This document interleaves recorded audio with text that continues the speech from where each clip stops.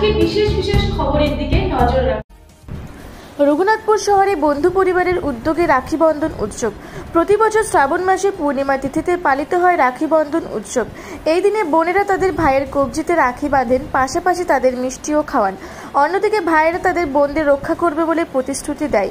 এই উৎসবকে ভাই বোনের অটুট ভালোবাসা ও উৎসর্গের প্রতীক হিসেবে বিবেচনা করা হয়।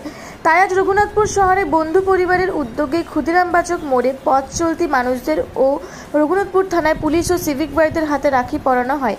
এদিন উপস্থিত ছিলেন বন্ধু পরিবারের সভাপতি হানিফ শেখ, সম্পাদক জিতেন্দ্রনাথ মণ্ডল, সহসভাপতি অমিত কুমার বাউরি, রঘুনাথপুর পৌরসভা ভাইস চেয়ারম্যান তথা বন্ধু পরিবারের সদস্য স্বপ্না চক্রবর্তী সহ অমিত দাস, জয়া বাগদি, আদালত বাউরি সহ অন্যান্য সদস্যরা।